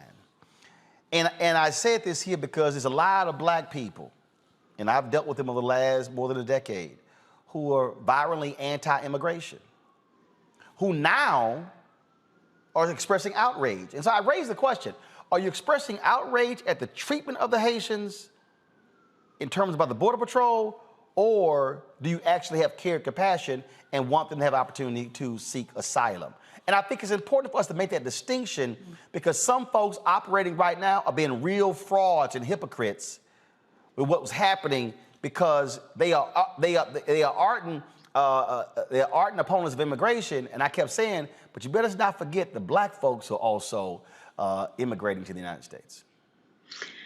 Absolutely, and thank you for having me on the show, Roland. You know, this has always been a debate. I think the debate has gotten worse over the years. I was born in this country. My parents come from Ghana, but like a Toyota made in Kansas. That is still where I'm from. But, you know, I've been here my entire life. And I've grown up with this debate about, are you really black? Do you have to have family here, multi-generations in order to be black? Look, at the end of the day, some of that is because of what the system puts out in terms of there being a deficit. There's not enough for all of us. We know that when black people succeed in certain spaces, we're all happy that those black people succeed. We are, you know, people are talking about black power and the slogan black power. That came from Kwame Ture, who at that time was called Stokely Carmichael. He was from Trinidad. He was born in Trinidad. The red, black, and green flag comes from Hold on. No. See, I don't want you to run past that. See, for a whole bunch of these folks who holler Stokely Carmichael, Stokely wasn't born in the United States and was the child of folks who were from the country. Say it again. Where was Stokely born? He was born in Trinidad. He's Trinidadian. And then he moved to the United States, but he was born in Trinidad. When people are talking about Audre Lorde, people like to quote some Audre Lorde. Both of Audre Lorde's parents, not from this country. They love to quote Shirley Chisholm, love to quote Sidney Poitier, love to quote Harry Belafonte. Malcolm's mama. Malcolm grew up eating rice and peas, had to, because that's what your mama eat when you were in the Caribbean. And she gonna feed you what she grew up with. So, you know, we have always been together. This is not some kind of new thing. This has always been the case. We've been together. We've lived together. We've married each other. We have gone to school together. We have been in these streets together. We have, you know, been working together all of this time. And I think, you know, again, when we get the deficit model and people start saying, oh, there's not enough here, then people start fighting. And I don't care what it is, right? But it's dangerous. It's something that, as black people in particular, we need to push back against. We know that we can start a fight. Yeah, I normally am in L.A. We can start a L.A. New York fight tomorrow, right? And be all about it. But we need to not do that. We need to understand that at the end of the day, we experience blackness in this country together. There's not some special rules that are happening. Ask Botham Jean's mama if we don't experience blackness in this country together. Or Amadou Diallo, and again, when we talk about, I mean, all these black people that love them, so Cicely Tyson, her mama and daddy ain't from here. Right. So, I mean, and I think we know that. And that's when we see Haitians, and I think people actually do understand that we have a special relationship with Haiti and this country. And that, you know, and it shows in the outrage that people have expressed. BAJI, Black Alliance for Just Immigration, which is the organization that I'm the executive director of, we pulled together a letter with Judith Brown Dialis of the Advancement Project National Office, which we sent to Black leadership, the major Black leaders of this country, who signed on to express their outrage easily. We didn't have to twist a single arm because they're clear, as we are, and as our people really are across this country and across the African diaspora, the Black diaspora in their heart, that we're connected. We may be, do different things. The people have had different relationships with the countries that they're in, but we are Black folks, and we need to be together and fight against white supremacy, colonialism, imperialism, all of the things that we know are oppressing our people together. We're not going to do it in silos. So what is next? I mean, obviously, you have the order from the federal judge that says they cannot be using this Title 42 against families. So what's next? What do you want our audience to do? Those who are watching, those who are listening, what do you want folks to do? So there is that order. However, the Biden administration is not listening to that order, and they're certainly appealing. In fact, they've appealed all of the orders that have come out from the court that have ruled that what is happening at the border is unlawful, that it's illegal. And so we need for folks to contact the White House. We need for folks to contact their congressperson to contact the White House. And we have three basic demands. The first demand is that they need to stop deporting Haitians and other Black asylum seekers at the border. They're not getting a hearing. They're not finding out, why are you here? These people have traveled for miles, for months, gone through hell to get to this place because they are seeking refuge in the United States, and they're just being unceremoniously sent back to the places they were fleeing from. So stop the deportations. Secondly, they need to let people in and let them exercise their right to asylum. It is a right under U.S. law, under international law, and the way you do it is to go to the border. That's why people are going to the border. You can't do it from another country. You got to go to the border. It's not illegal to do that. That's how you do it.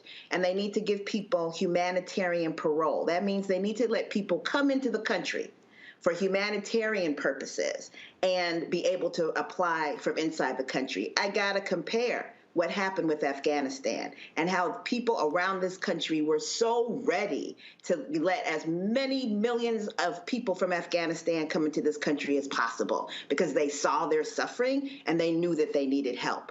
What do Haitians and Black people have to do for people to show us that kind of compassion? And so we're asking folks to demand that the White House give humanitarian parole to Haitian and Black asylum seekers.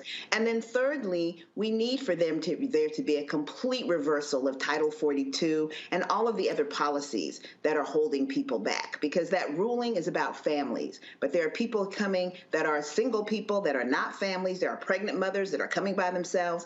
And those folks can still be held back by Title 42 while the administration is appealing. So really important that we stop the deportation, that we let people in this country to file their asylum claims, and that we reverse what are really racist, anti-Black policies. This was so everyone knew it was racist under Trump. It was like a no-brainer. And now suddenly under the Biden administration, people are confused about whether this is racist or not. And if you were confused, look back at those photos of those cowboys called Customs and Border Patrol with those horse reins called whips when they hit you across the face and the back, rounding up people and scattering Black people from a place that they've come to for refuge. Look at that and tell me that this is not a racist anti-Black policy. There's 100,000 undocumented Irish in this country. You think they would face this? We know what the reason is, that this is considered acceptable. And it's because that these are Black people. That's why it's considered acceptable. But we're saying it's not acceptable and that folks should push back. If you go to our website, baji.org, BAJI.org, if you go follow us on Twitter at Baji Tweet, you can follow us on Instagram at InstaBaji. You'll be able to get a hold of our toolkit, which gives you information on what you can do next, how you can help, as well as following, what's going on. Because what we're hearing now is that they're letting certain groups like families in, but other groups they're not letting in. And then when they let you in, there's no place for you to be. So now people are sleeping on the ground, on the concrete, on the asphalt, at gas stations. Buses stop running at 5 o'clock. The government's not doing anything to help people get anywhere. So they're creating a humanitarian crisis on both sides of the border because they just don't give a damn. And we need to make them understand they got to care. All right. Nana Junthi, I certainly appreciate it. Thanks a lot. Thank you. Appreciate you. Thank you very much. All right, folks. Y'all know what time it is. No charcoal grills are allowed. I'm white. I got you, Carl. Yeah, illegally selling water without a permit On my property. Whoa! Hey! You don't live here. I'm uncomfortable. Well, let's go to Austin, Texas, where Cara Bell interrupted the Austin, Texas board meeting to request the book Out of Darkness, written by Ashley Hope Perez. She wants it removed from her daughter's middle school. The book chronicles a love affair between an African-American boy and a Mexican-American girl in 1937. School officials have removed the book from all libraries in the district. But y'all just watch this. Cara Bell and then Marge Stone. All right, well, I'm just thankful that y'all don't have the ability to make a mask mandate. And tonight I was going to talk about the need for a second high school, but I was sidetracked by, for the boys, pussy or the idea of pussy or the idea of pussy. A Mexican is a Mexican is a Mexican. Take her out back, we boys figured, then hand on the titties. Put it in her coin box, put it in her cornhole, grab a hold of that braid, rub that calico. You can find that on page 39 of the book called Out of Darkness, which you can find at Hudson Bend Middle School and Bee Cave Middle School. All right, not gonna lie, I had to Google cornhole because I have the game in the back of my yard. But according to Wikipedia, cornhole is a sexualist slang vulgarism for anus. The term came into the use in the 1910s in the United States as verb form to cornhole, which came into usage in the 1930s, means to have anal sex. I do not want my children to learn about anal sex in middle school. I have never had anal sex. I don't want to have anal sex. I don't want my kids having anal sex. I want you to start focusing on education and not public health. Stone, you're on. You are supposed to be educating our children, not teach them about anal sex. Thank you, Ms. Bell.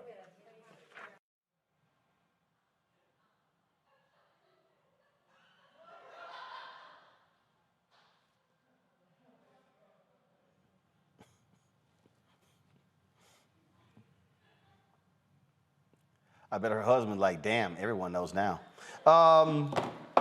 Anybody want that one? I mean, the state of Texas has been in the news for all the wrong reasons. I mean, dang, it's impossible to cover everything Texas has. It's starting to rival Florida. And no, Florida's still crazy. It's a little hard to rival Florida. Go ahead, Therese. Yeah, I mean, Texas really does take the cake. I think there's some very interesting. I mean, she has an interesting point, but again, it's always about the forum that you want to present it in. And I still think health education is an important educational curriculum. I think if we've had more health conversations with students earlier, we'll probably see a decrease in some of the decisions that are being made today that are affecting our economy.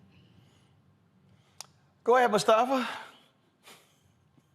Deep in the heart of Texas, I mean, I don't know what else you say. You got a whole lot of special folks who just want to perform, and they want out of their performance. They want to just, instead of finding solutions and having the right conversations, as was said, with the right folks, to be able to get resolution to whatever it is that you might find to be causing harm, they want to perform, and they want to be seen, and that shows that you don't really care about making change happen. You want to try and just create these chaotic situations. So, the craziness that is, Texas, Florida, but it's in all kinds of locations across our country. And we got to stop this mess. We got serious issues that we need to be focused upon, and we use up all this energy on this type of stuff instead of focusing on the real problems that exist inside of our country and the sets of opportunities. Half the time we can't get to those because we got these folks who just want to perform. Well, we have another. Girl, no charcoal girls are allowed. I'm white.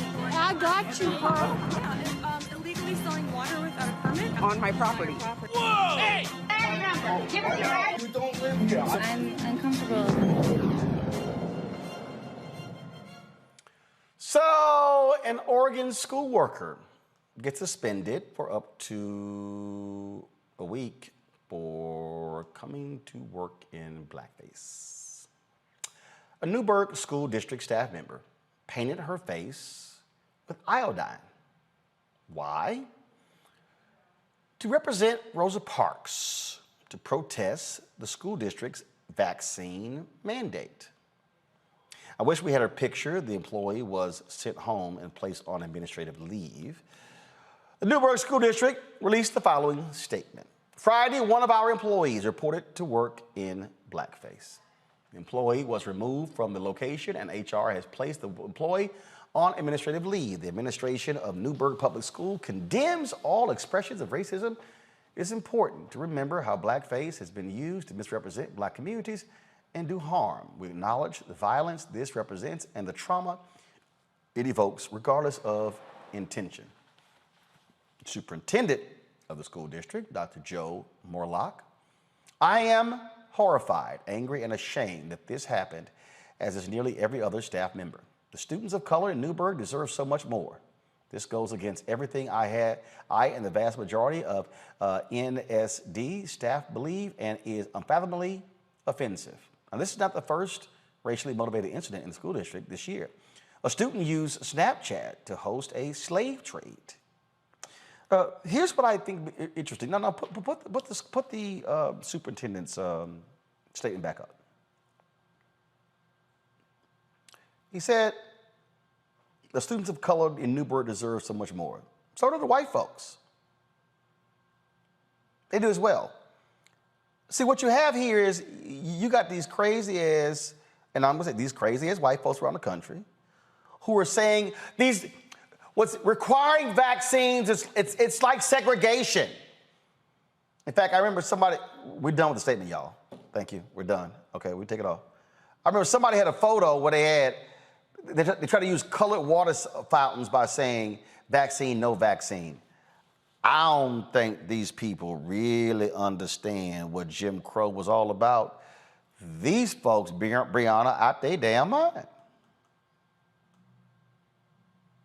Teacher really not know that blackface wasn't acceptable in 2021? Maybe she's a Megyn Kelly fan.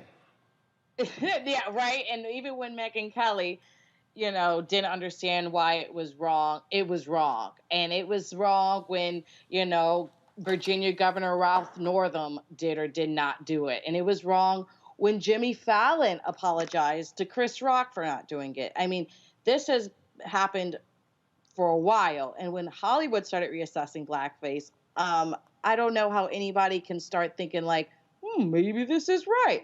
So, I mean, it's been wrong. And I'm not surprised that someone who doesn't want to get vaccinated is also racist, because it comes down from not being properly educated. And it's really sad that this is in the school system.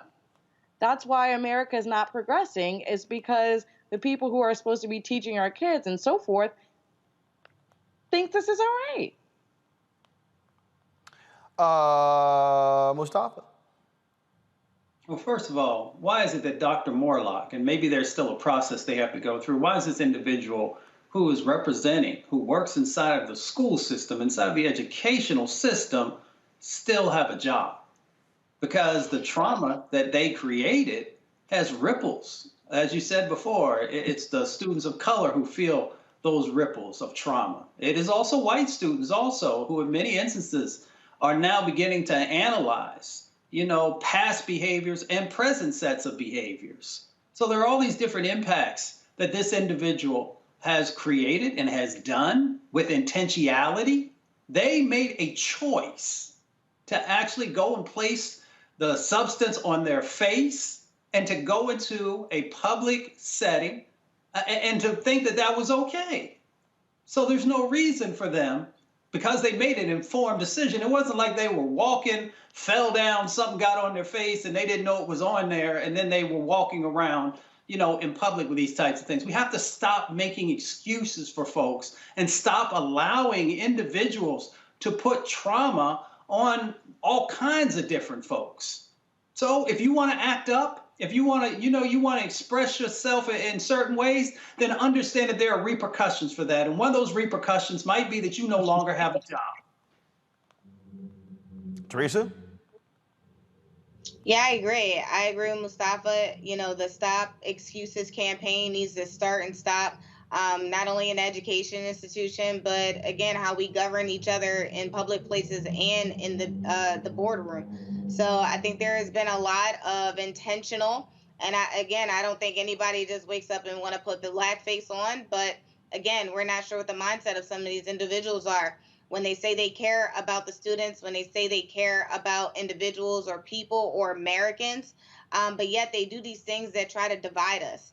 And so it's really not only interesting, but it's also horrific as we talk about what the educational system looks like in American history, because again, these are people that are in leadership. And so it really is up to us and start to, understand that Black mediums do matter. Black literature does matter, and your history does matter, so we can also just find the guiding light in all this mess.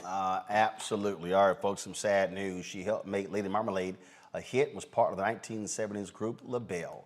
Sarah Dash, Patti LaBelle, and Nona Hendrix released their debut album, LaBelle, in 1971.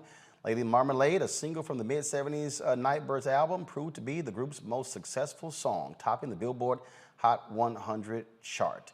Sarah Dash passed away yesterday at the age of 76. Patti LaBelle posted this video to her Instagram account. This is what she had to say.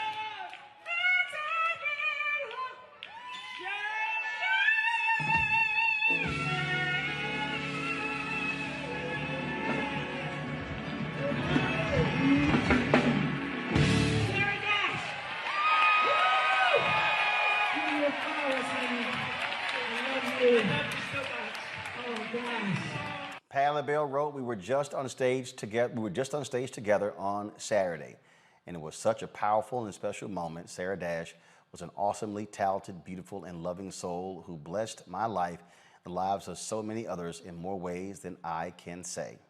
Again, Sarah Dash, legendary R&B singer, passed away at the age of 76.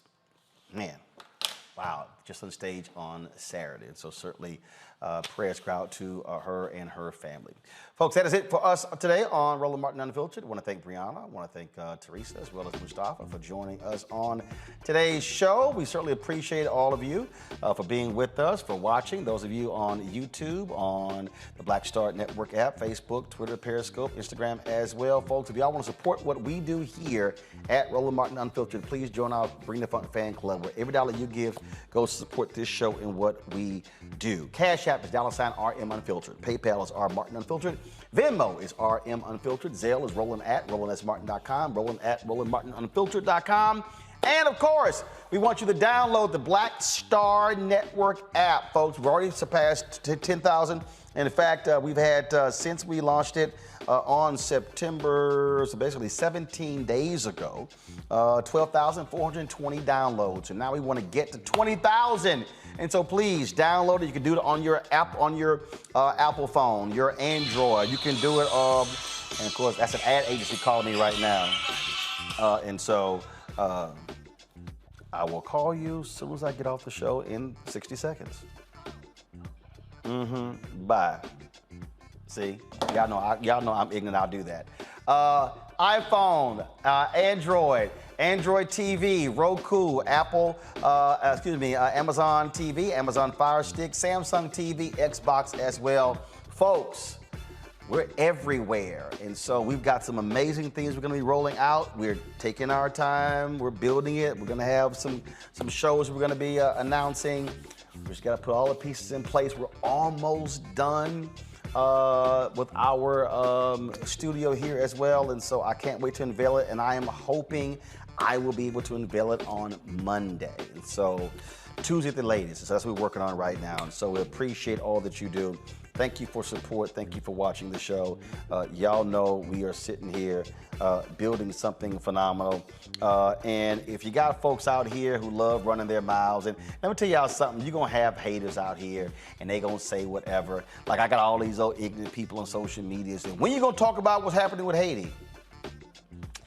You're actually telling on yourself because you don't watch the show. That's what happens when you're stuck on stupid. So we don't worry about those folks, y'all. We just keep putting in the work. I'll see you guys tomorrow right here on Roland Martin Unfiltered, right here on the Black Star Network. Holla!